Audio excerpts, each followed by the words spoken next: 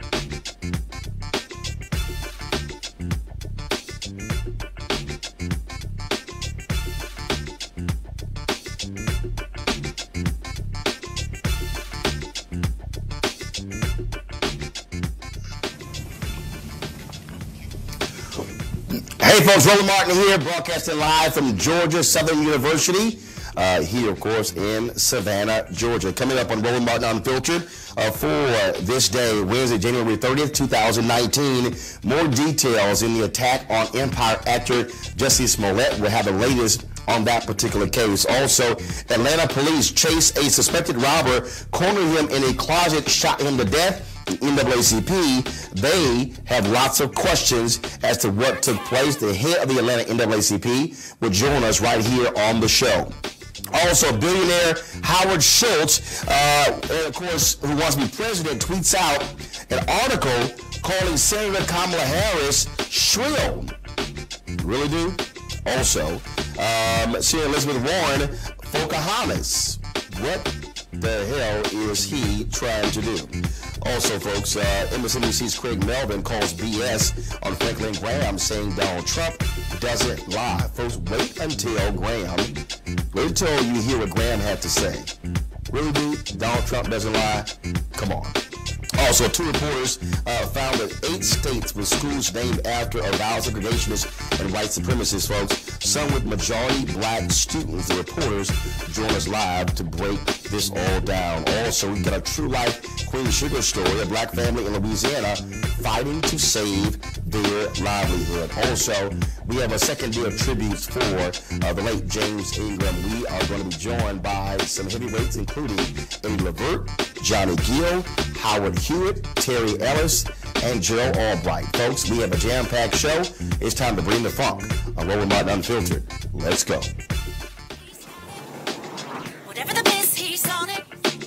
Whatever it is, he's got the scoop, the fact, the find.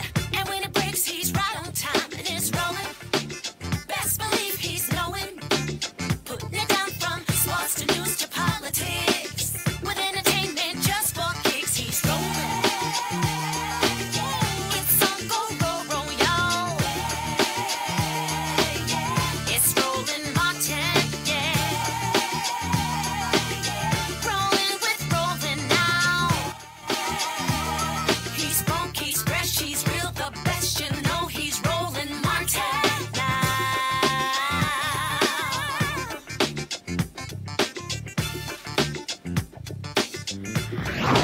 Martin. All right, folks, we're getting more details on the racist and homophobic attack against Empire actor Jussie Smollett. The Hollywood Reporter, of course, they reported that Smollett told them that his attackers made "Make America Great Again" comments. And so Chicago police confirm that particular report from the Hollywood Reporter. Also, we know that the chemical poured on Jussie Smollett was bleach. Now, Chicago police say they have looked at hundreds of hours of surveillance tape and have yet to find any video of the attack. Now, they're still looking, and of course, we're talking about Chicago Police Department after all. And their history, but again, they say they have not been able to find any evidence, any video showing Jussie Smollett being attacked by these two men. Now, later today, Congressman Bobby Rush demanded that the FBI director, Christopher Wray, start a hate crime investigation. This is what Rush said. He called for the hate crime investigation in this attack on Jussie Smollett. He sent a letter, and in the letter he said Smollett, who is black and openly gay, was assaulted in Chicago early Tuesday in what police have called a possible racially charged assault and battery. Quote, "This is a hate crime, plain and simple, and I will not stand by while evil acts are inflicted on any citizen, especially not in my hometown." Meanwhile, expressions of support keep coming in for Jussie Smollett. Here's Empire's Terrence Howard today at Good Morning America. Jaws dropped to the ground. And then when we learned that there had been letters that had been sent to Fox as threats about the potential of something like this, then we became much more frightened. I heard he's getting better. You know, he's angry, but I know Jussie.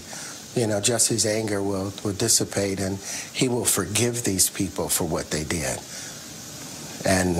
But he won't, and we cannot forget their actions. They have to be forgiven because it was done out of ignorance. Go. Here's what Congresswoman Maxine Waters told the Griot. I know Jussie, I love him. Family is a friend of mine. I know his sisters, I met his mom, and I called already to Jazz, one of the sisters, to talk to her about what's happening, what's going on. So she said he's okay, he's out of the hospital. And, you know, we didn't talk about it much more than that, but I was on my way to Chicago to see about him.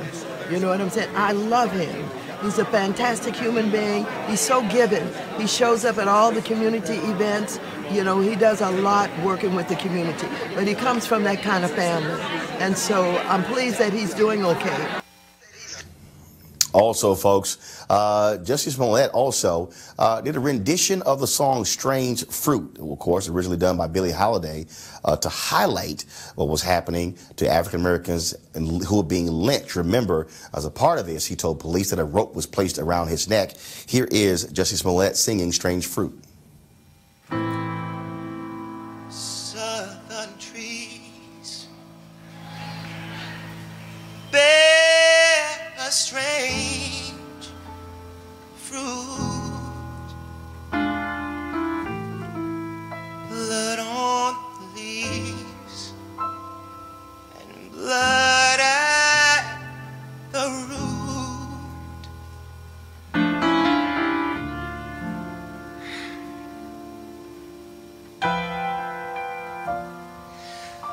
Black bodies swinging in the southern breeze, strange fruit hanging from the poplar trees. All right, folks, I want to bring in my panel now. Cleo Monago, of course, social political analyst and activist. Also, Dr. Julian Malveaux, economist and president emerita of Bennett College. And Malik Abdul, Republican communications consultant. Cleo, I want to start with you. There are a lot of folks who are already starting to say, oh, this could be fake. This could not be real. Chicago police are saying they looked at hundreds of hours of video. They don't see any sort of thing on here showing he was attacked. And so to folks to begin to call into question the credibility of Jussie Smollett, I've had folks hitting me on social media saying, oh, we've seen this before. Don't get too far ahead of yourselves. This could be fake. Oh, please. I doubt very seriously if Mr. Smollett would invent something like this. I mean, usually people who are hateful and insecure and who have some type of hidden agenda does things like this. But I've been in his presence.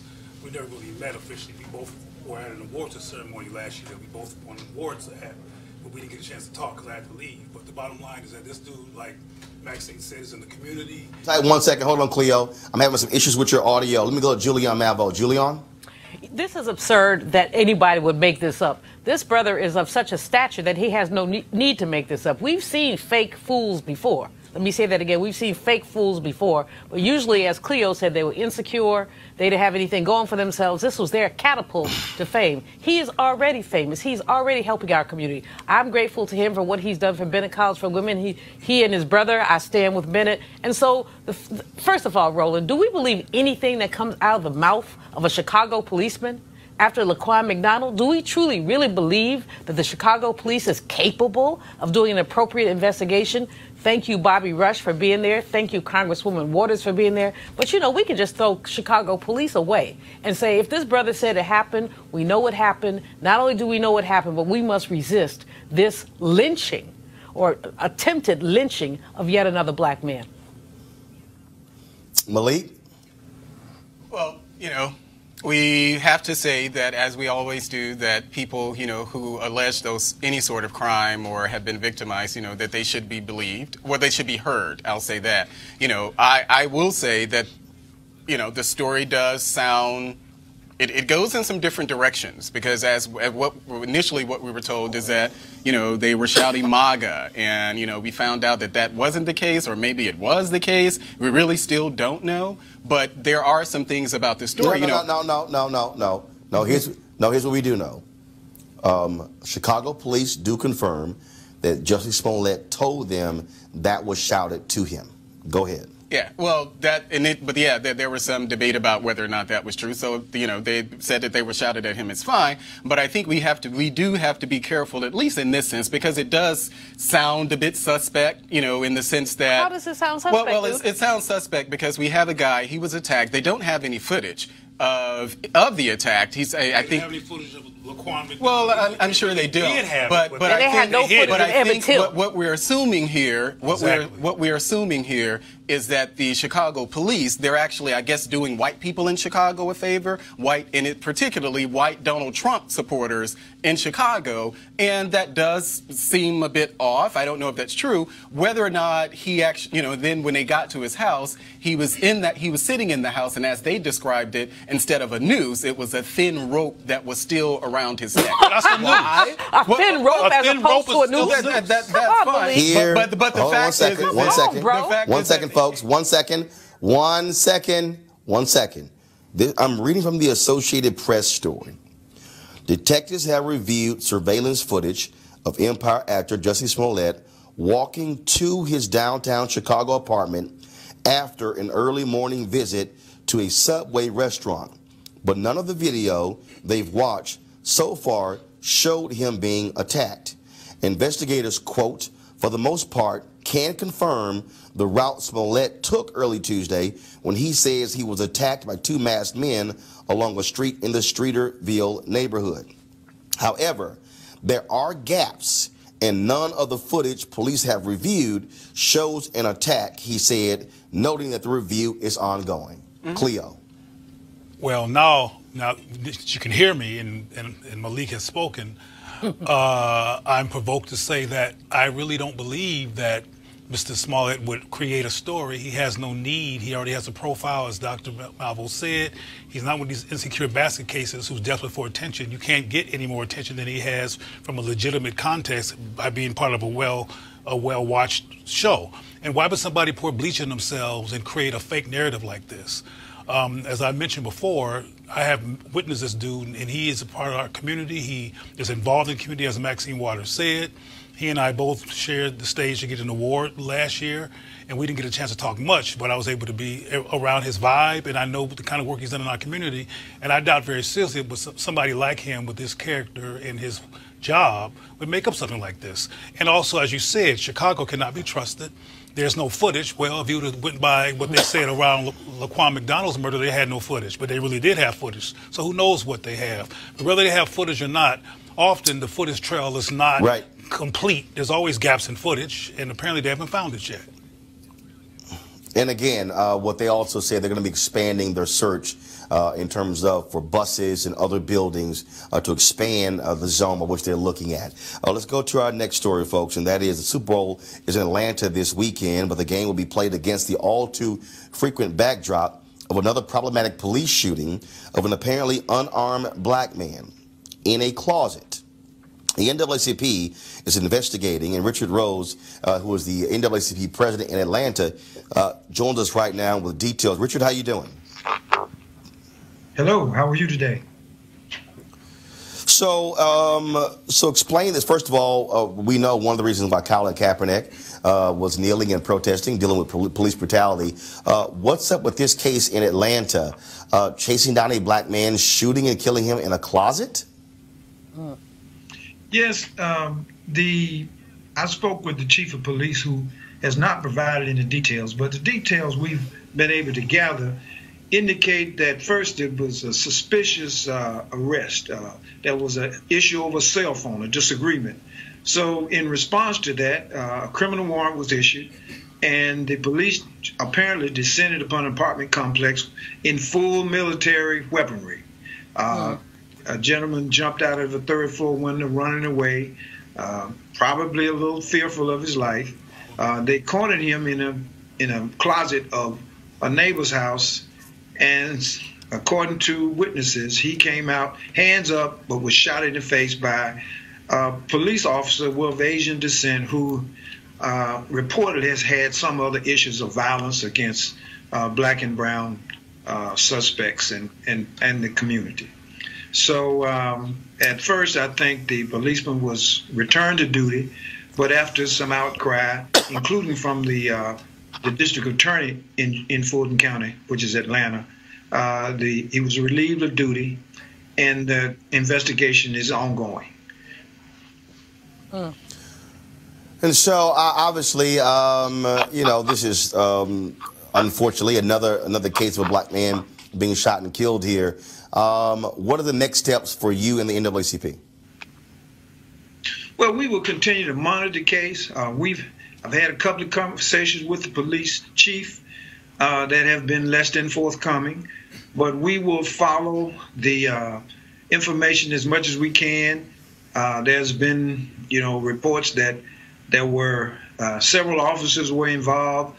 This particular officer was the only one to discharge a firearm. The other officers had tasers, but this officer used a deadly force that resulted in the loss of life of a 21-year-old black man.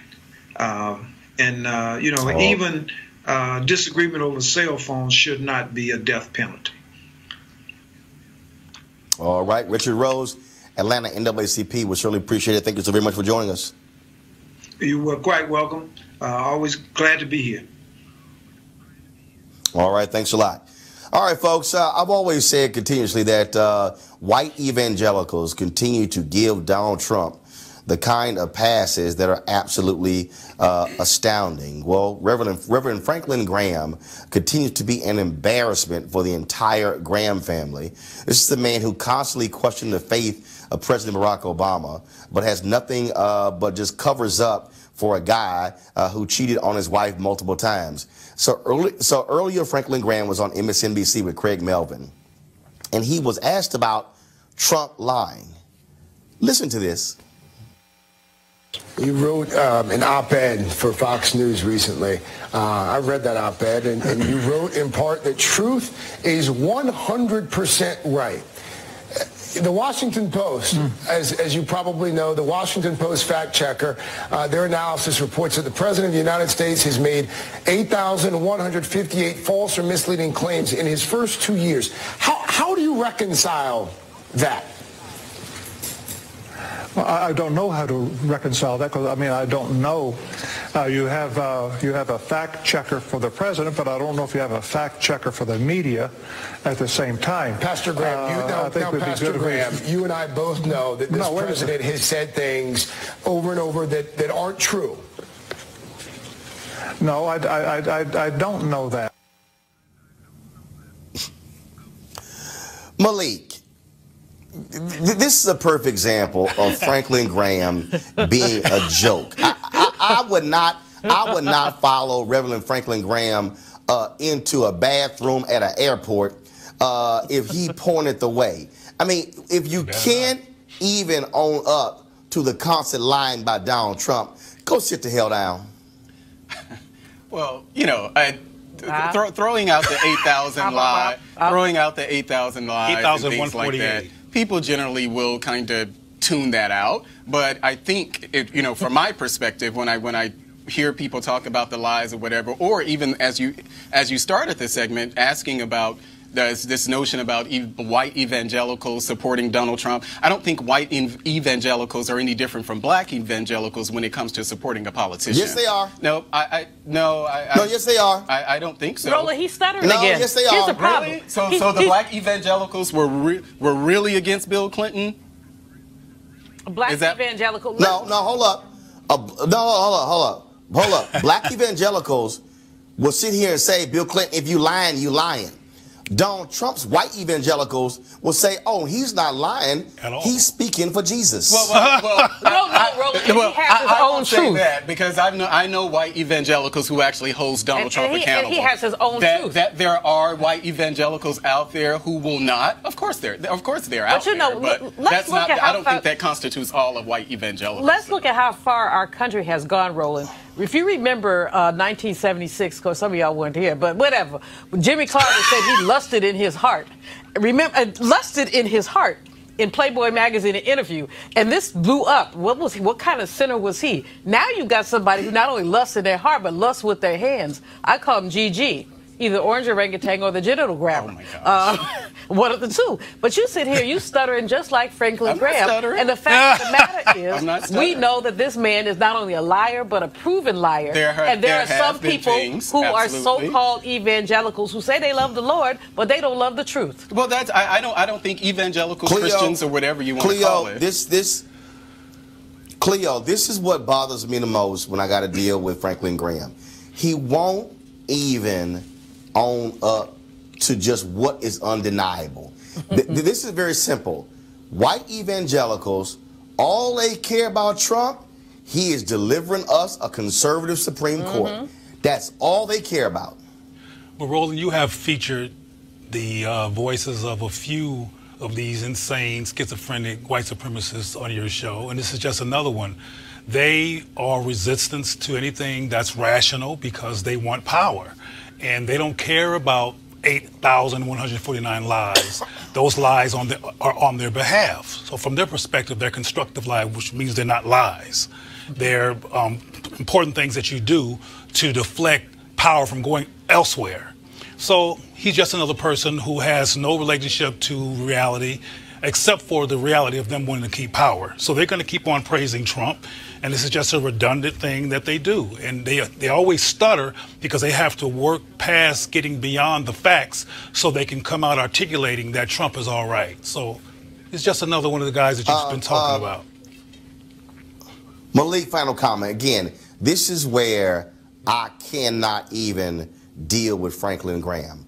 The fact that the man can't even acknowledge what is undeniable. He won't even say anything that is remotely negative about Donald Trump. He excuses whatever he does. That's why, from this point forth, I don't want to hear Franklin Graham ever talk about morality, character, or values, because he, frankly, has he basically has given up any moral authority whatsoever. Franklin Graham, Franklin Graham can speak for himself. I personally am someone who can criticize Donald Trump. I get why Franklin Graham feels like he's in a position where he can't, but I want to reiterate that I don't think that this is a white thing. I don't think this is a race thing at all. It's not even really a people thing. It's kind of like that's what Christians do too. So it's not as it's a thing that Christians do. They defend each other. They defend each other at all costs. And again, I go back to what we're talking about with the black pastors. Well, black evangelicals, I'm sorry, not black pastors. Do not defend each other at all costs. But yes, they do. This is very simple. I said, one second. I said there was going to be the final comment there. Bottom line is, we can't say white conservative evangelicals because they are the ones who are largely supporting Donald Trump, and they will give him all kinds of runway to lie and make stuff up because all they care about is a conservative federal bench. That's all they care about. There you have it. Gonna go to a break. We'll be back on Roland Martin Unfiltered. You want to check out Roland Martin Unfiltered? YouTube.com/Roland S. Martin. And subscribe to our YouTube channel. There's only one daily digital show out here that keeps it black and keep it real. It's Roland Martin Unfiltered. See that name right there? Roland Martin Unfiltered. Like, share, and subscribe to our YouTube channel. That's youtube.com/Roland S. Martin. And don't forget to turn on your notifications so when we go live, you'll know it. All right, everybody out here in 2019 trying to get healthy and get well and get fit. And so people are trying all kinds of different diets and different things along those lines. Well, what about the D-Herbs Full Body Cleanse? They're one of the partners here for Roland Martin Unfiltered. As I told you, I did the 20-day D-Herbs Cleanse, lost 18 pounds, eating just raw vegetables and fruits and nuts, things along those lines.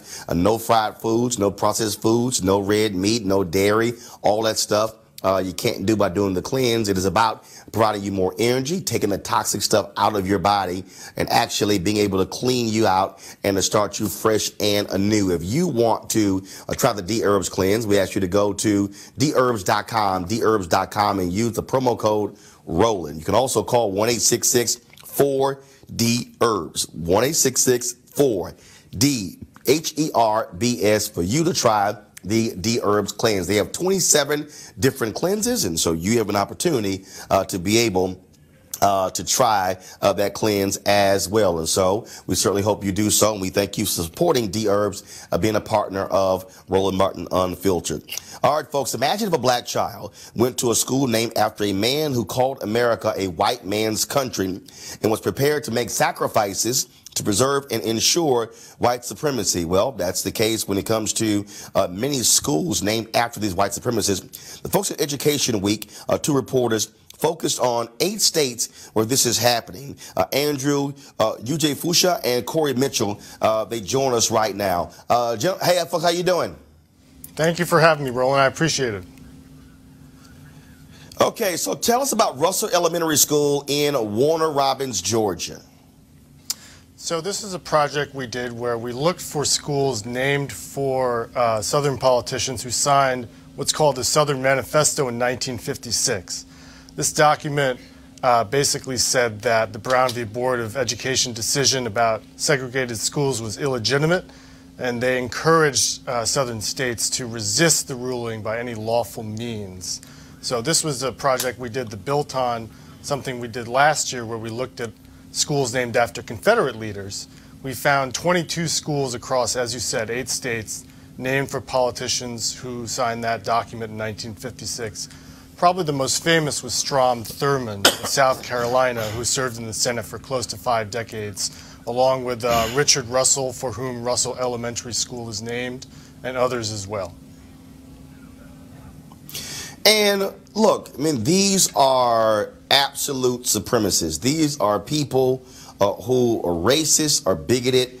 And to have our kids having to go to school with these folks, let's keep in mind, it was after the Brown versus Board of Education decision when many of these schools were named after these Confederate generals and these white supremacists.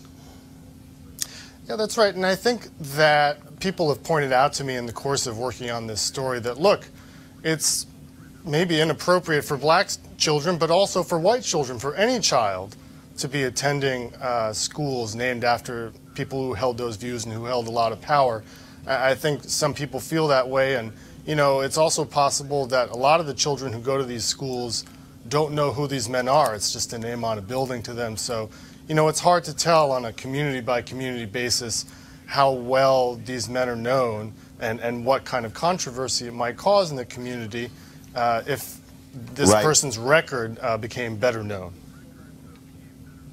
So let's pull up this graphic here, folks. Here's a list of the schools with the highest concentration of African-American students that are named after politicians who signed the Southern Manifesto opposing school integration. You got McClellan Magnan High School, named for John L. McClellan, a U.S. Senator from Arkansas. 89% African-American. Wilbur D. Mills High School, named for Wilbur D. Mills, a congressman from Arkansas. 63% African-American. Strom Thurmond, as you said, that school in Johnson, South Carolina, 50% African-American. You also have Fulbright Elementary School, named for J.W. Fulbright, a U.S. Senator from Arkansas, 45% African-American. William Comer Middle School, named for a representative from Mississippi. Pascagoula, Mississippi, 44% African-American. And as we said, Russell Elementary School. And we can go all around the country and see examples of this. Andrew, last question. Is there a movement afoot to change the name of these schools? I don't think there's a broad movement in the same way that we've seen people push against schools named for Confederates. There have been isolated cases where people have protested the names, and in a few cases in places like Virginia, the names have been changed. But I think these names are not as well known as names like Robert E. Lee, and so I don't think so far they've provoked the same kind of reaction in different communities. All right, then. Andrew, great job with Education Week. Thank you for enlightening folks about this. Thank you for having me. I appreciate it. I want to go to our panel here. Cleo, I want to start with you. We always talk about, the targeting of black people and the psyche of black people. And this is a continuation of white supremacy when we talk about these high schools that are named after folks like Robert E. Lee. Yeah. And for the folks who keep saying, oh, don't change them, that's our history. No, these were people who literally did not want black people going to school, who did not want us to actually get ahead in our society. To me, naming a school after somebody is an honor. These are absolutely racist individuals. In fact, the Russell Building in Washington, D.C., where members of Congress's offices are, is named after that same Richard Russell. And there's also honors like the Rhodes Scholar. You ever heard of Cecil Rhodes, who was a racist white supremacist? And Rhodes Scholars are considered highly developed academics. So the trauma of white supremacy and its normalization in the midst of our lives is a norm, and it does have a discerning impact on the self-concept of black people. And it implies that being a white person who's a racist is fine and being black is not fine. So I'm glad that people are attending to this, and I hope there's some progress made in terms of changing those names, particularly in black schools, because obviously there's these racist names in white schools as well, and J. Edgar Hoover's name is everywhere. Remember him? He made it hard for Malcolm, Martin, Medgar Evers, and Marcus Garvey. Yeah. These stories, we can figure out what we're going to do with renaming schools or any of things. I'm kind of, yes, I'm concerned about it, but at the same time, I do acknowledge, as you said, I live in a city where the Russell Senate office building is named after that same person. Across the river here, we have the Thomas Jefferson Memorial, who, as people like to romanticize, talk about the fact that he had a mistress named Sally Hemings. Yeah, right. No, wait, hold up. What we not gonna do is use words like that. No, he had a slave who he slept with. Yeah. Who had no choice. That's somebody who he raped. How does an enslaved woman say no? I don't feel like it tonight. One second. Everybody, 1 second. We're going to use proper language here. I'm not going to call somebody who was a slave a mistress. I agree. Thank you, She Roland. had no choice but to sleep with him because she was property. Yeah. Now go ahead and finish your comment. And that's why I said that people like to romanticize as she was his mistress. And we know that she was not his mistress. She was a slave. She didn't have a choice in any of that. But my whole point in saying this is that whether we're talking about Robert Byrd, who was the ex-Cyclops of the KKK, a longtime Democrat, these things exist. We have to figure out how to handle them in today's climate. But, Robert Byrd was a member of the KKK, and there are plenty of things in West Virginia named after him. Should we handle it? Sure. We can handle it in whatever way we choose, but I think we should acknowledge that these things exist pretty much across the board. Malik, this is not partisan at all. We have been in this country for 400 years, and our entire existence here has been repudiated every time we turn around. So naming these schools after these segregationists, having these streets, congressional buildings, all this named after segregationists, continuing to fly that Confederate flag is all about repudiating the African presence. So for you to sit up here and refuse and try to make jokes about romance, there has been no romance. No, I didn't make a joke about romance. I'm telling you what people have said Baby about boy, it. I'm not making that. No, you use the word romance. You use the word romance, which does not belong in any sentence that has anything to do with He was saying that others have I need romanticized. everybody to chill out. Thank you very much. I'm still rolling, but let's be clear about the enslavement of African American women. Julian, Yes, I'm sir. real clear. It's my show. Yes, Everybody sir. calm down. I'm calm. Got it. I got to go to the next story. Great news coming out of Bennett College as we approach Friday's deadline for them to raise $5 million. Alpha Kappa Alpha Sorority Incorporated has pledged $100,000 to Bennett College.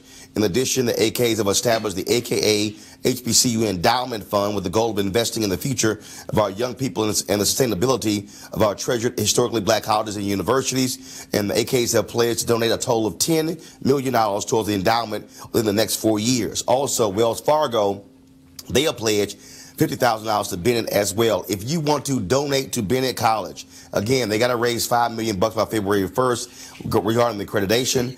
Text the word BELLS, BELLES, to 444-999 and follow the instructions. If you use the Cash App donation, you can do $Stand with Bennett.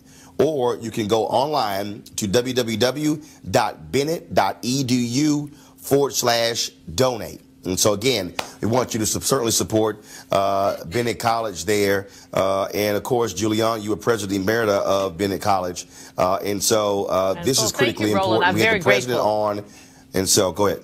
No, thank you, Roland. I'm very grateful for your support. Your support has gone back, as I mentioned online some time ago, to when I first became president, and you helped me raise about 30 grand in a day or so when we're looking at some students who have some shortfalls in terms of scholarships. So you have been a yeoman, really, in supporting HBCUs, and we're very grateful to you. I also, you know, I like to fight with my AKA sisters, but I got to give them a shout out on this one.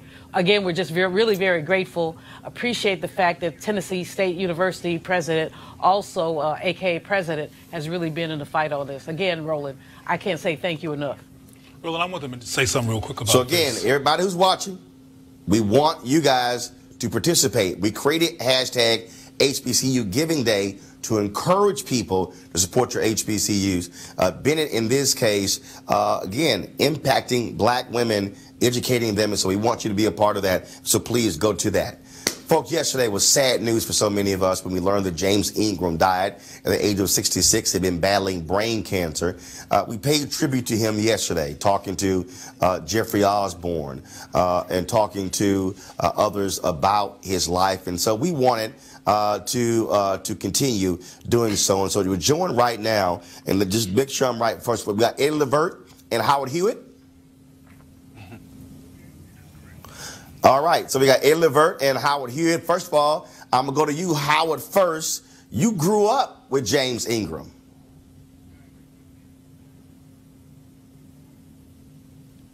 Okay, I can't hear Howard, guys. Is he there? I'm here. Okay, Howard. All right, so Howard, I'm here. you've known James for a long time. Howard, you guys grew up together, right? Can you hear me? I can hear you, Howard.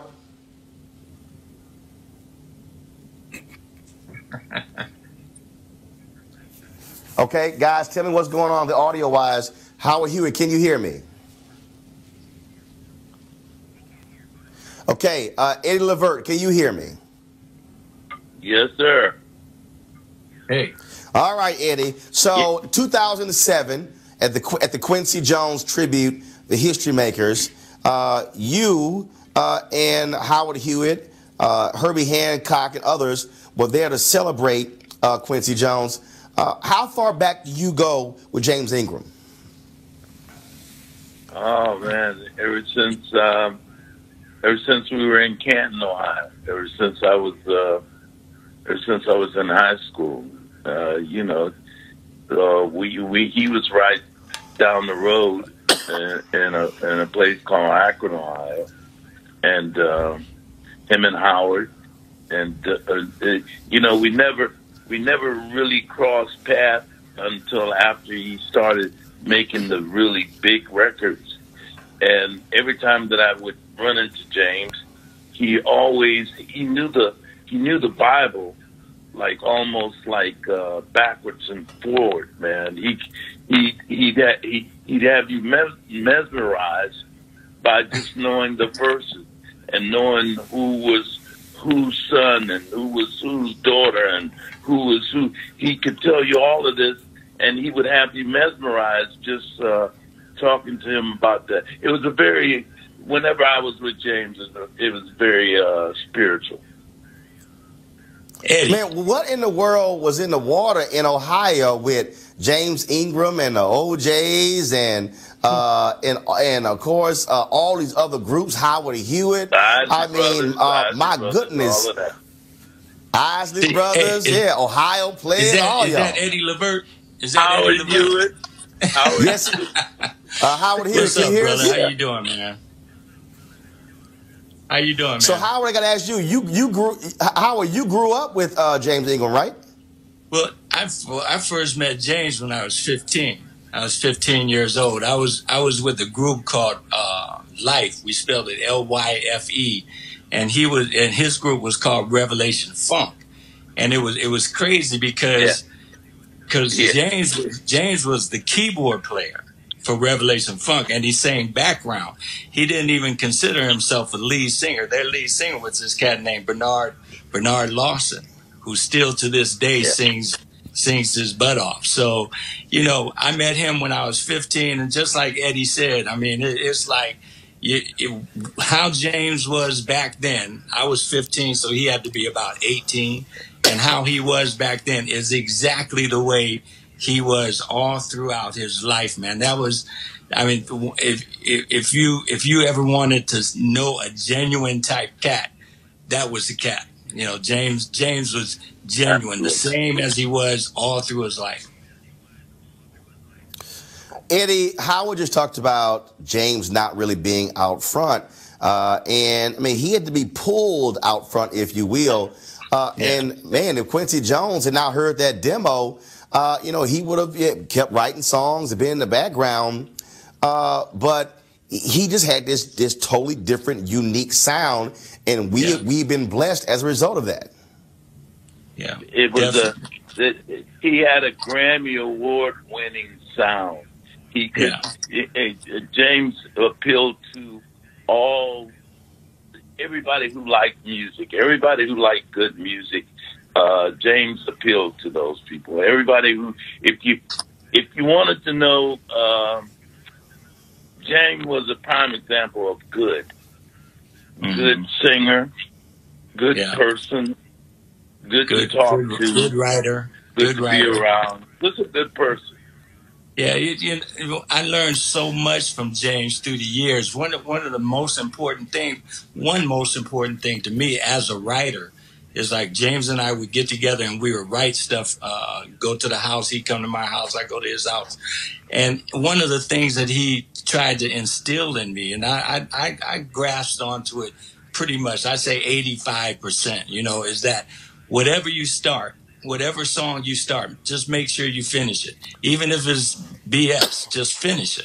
Then you can always go back and edit and do this and do that. But finish it right then. And that was a very, very poignant, very important, you know, situation that he showed me through the years. I mean, there's so many things as far as like, you know, James was one of my best friends and one of my longest friends. Well, we certainly wanted to give him a proper tribute. You know, I know mainstream media wouldn't have spent much time. We, of course, paid tribute to him yesterday with Jeffrey Osborne. And so we wanted to reach out to you guys. And so, Howard Hewitt, thank you so very much for having you here. Of course, always Eddie Levert. Glad to have you on where you're not butt dialing me.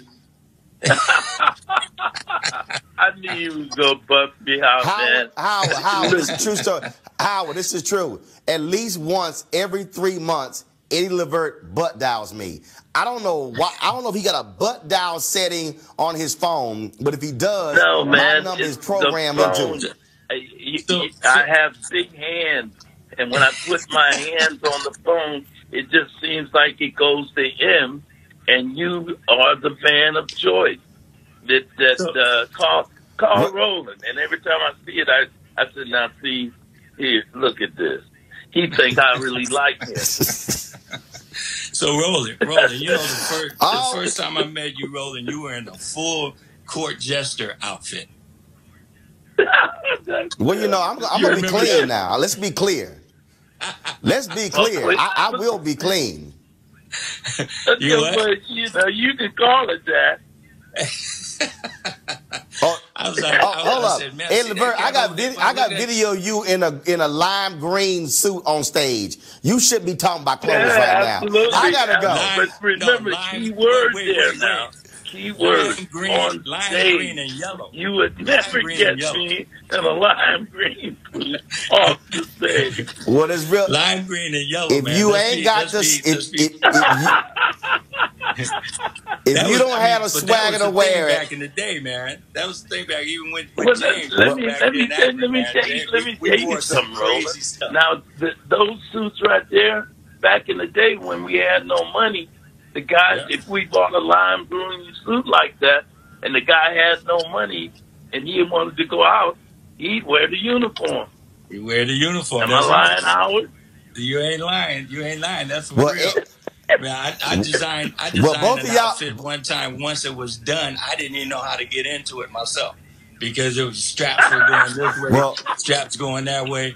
you know, James came from the same thing. Revelation Funk. We used to see Revelation Funk and the Ohio players that battle of the bands up against each other in my high school gymnasium. Yeah. It was Ohio was an amazing place to grow up and to do music. It was amazing, amazing place. Yeah. So, well, gentlemen, I appreciate you joining us for this tribute. Well, I appreciate both of you joining us for this tribute to James Ingram. Yes. Oh, gotcha. Well, yeah, because it's too damn cold. That's why you had to get out of there. Y'all saying to get away from the cold. Hey, that was how are you, Eddie Levert? I appreciate it. Thanks a lot. Appreciate you. I appreciate it. Thanks a lot. I'll hit you later on, Eddie. Take care, man. All right, gentlemen. Thanks a lot. I appreciate it. All right, folks. We about to bring up now, is it Gerald Albright? We got Gerald Albright, Johnny Gill, Terry Ellis. So y'all tell me who's next. Or who we got next on the phone line. So again, y'all, we paid yesterday tribute to James Ingram, and so we want to do it again today because I just believe that the reason we have our platforms, we recognize our own and we give them some love and appreciation. And so I want to bring up, Jackie, who we got next? I know Gerald Albright is over here texting me saying, when y'all calling me? Johnny Gill is doing the same thing, hitting me up. So y'all tell me who's next so I can know who's next. Let's see here. So I'm waiting on my next call here.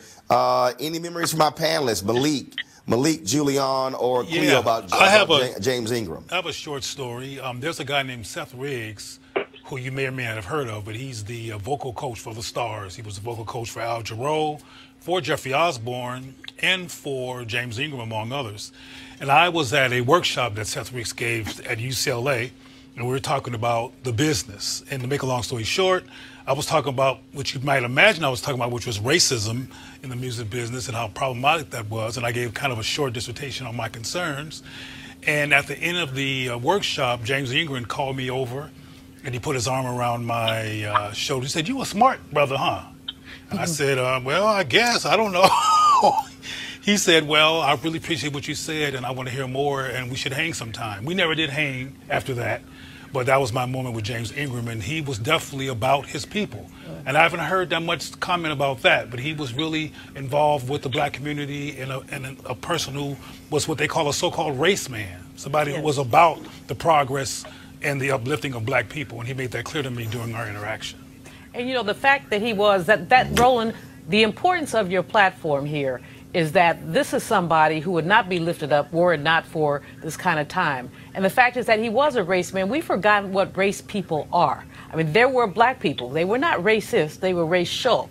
They put our people first. Yep. And when I look at Eddie Levert and Howard Hewitt and the others that you're going to bring on, many of them are race people as well. But we don't lift that up enough. And we really do need to understand that no matter what else is going on in your life, your career, your space, that you need to be real black for me. There's a song, I think, Roberta Flack and Donny Hathaway. Beautiful. Be real black for me. And that's, you know, that's all you got to do. And I see Malik wearing his dashiki, being real black today on Roland Unfiltered. He support that my alpha brother. I want to bring up my frat brother, saxophonist Gerald Albright. Hey, Gerald. Hey, Roland. How you doing? Hello, everybody. Hello, Gerald. Hey. Doing great, man. Hate to call you under these circumstances, but we're celebrating the life and legacy of James Ingram. Just share your thoughts about your longtime friend. Well, I truly missed him when I got the news yesterday. It was a blow, a big blow for me, and actually a double blow for the family, because I also found out that he lost his brother David only a month ago, and so the family is definitely suffering. But in terms of James, just one of the finest vocalists that I've had a chance to know. There's not a purer voice like him. He was just so very, very talented, and I haven't seen him in years because, you know, I moved to Denver, Colorado in 2005. But when I lived in L.A. as a sideman, I got a chance to be on some television shows with him and award shows and things, and my mouth would drop every time he opened his mouth to sing, man. He was just incredible, a great family man, just a great person, man. I'm glad to have known him. All right, then. Well, I definitely wanted to get you on the show to share your thoughts about James Ingram. And your favorite James Ingram song, last question, your favorite song from James Ingram? Now, Roland, you know, that's the hardest question of the day right now. It's too many hits. But if I had to narrow it down, I would probably say Just Once. Just Once was probably number one. But, you know, then there's 100 Ways, too, and I Don't Have a Heart. I mean, it's hard to narrow it down. But what's real interesting is I was on social media yesterday, and I ran across some footage of Brian McKnight doing a tribute to him from his home, and he was just singing some of his hits, James Ingram's hits, and giving some thoughts about James. And it just really took me back to those memories of when I first heard those tunes, man. And like I said, just too many hits, and just a fine musician as well, great keyboardist. He will be truly missed. All right, Gerald Albright. We surely appreciate it, man. Thank you so very much. And folks, be sure to get Gerald's CD 30, celebrating his 30 years in music. Thanks a lot, Frat. My pleasure, Frat. All the best. Bye-bye. All right, then. And folks, real quick, we're going to pull up Terry Ellis of In Vogue. We're going to get her on the phone real quick. Malik, your favorite James Ingram song? I Don't Have the Heart. I don't, and I will admit that I don't, you know, he's probably a bit, you know, before my time a bit, and I know that my mom was a big fan of James Ingram, but I think man, probably... you know what? Hold on, stop. You know what? Can all these people stop with this stuff about before my time? Look, classic music, there is no such thing as before my time. So, for instance, I was 4 in 1972, but I definitely can jam the Philadelphia sound or the Motown sound. I listen to blues, all that sort of stuff. So all that before my time, man, that don't even exist. But Roland, music. you came from a period of real music. See, he's closer to the period of fake music. So he don't really know nothing about this real music. But speaking of James Ingram, I'm a funketeer, so I like Mississippi. Yeah, but they have fake music in Mississippi too. Yeah. And let me be nice to Malik. He has on a dashiki, bless his heart. But anyway, I like music. Speaking of James Ingram, I like. Hold on,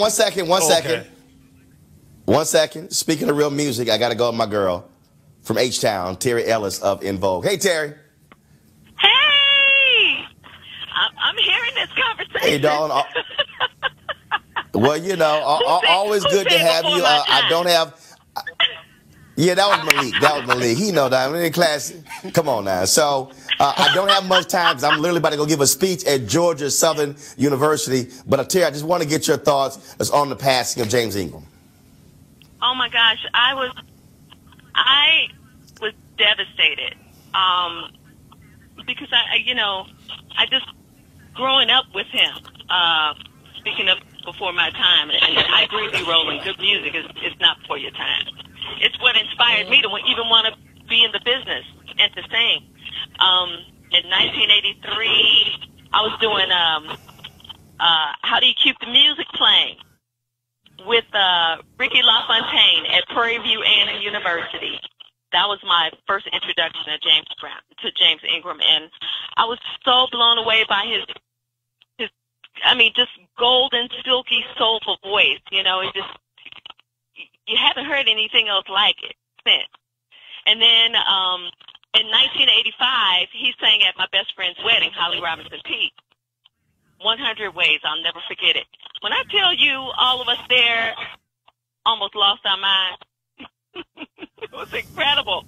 And then in 2004, In Vogue had the opportunity to tour with him and Peebo Bryson and Marilyn McCoo for a Christmas tour. Wow.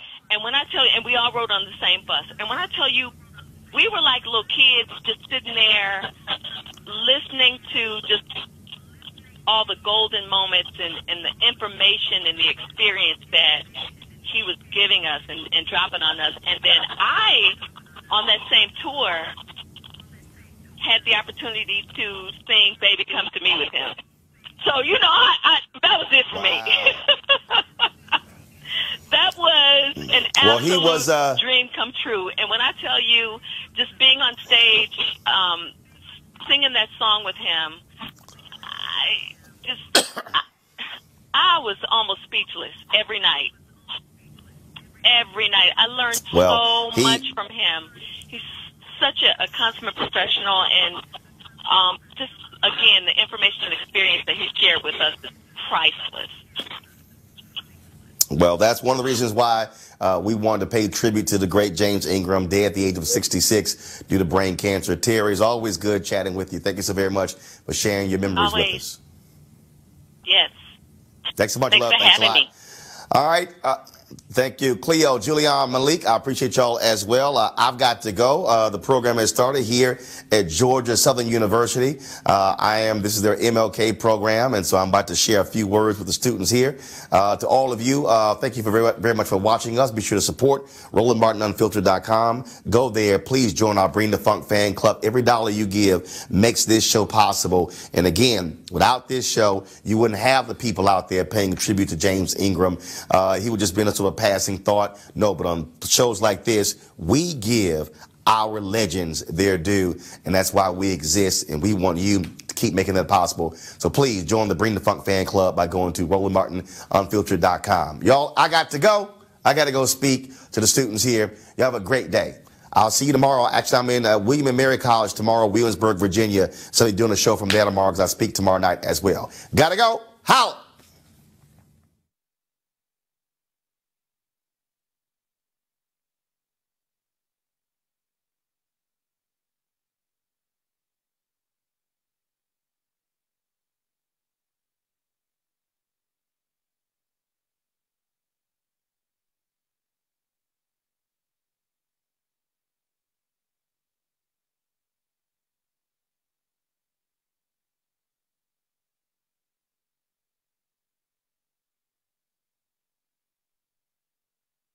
You want to check out Roland Martin Unfiltered?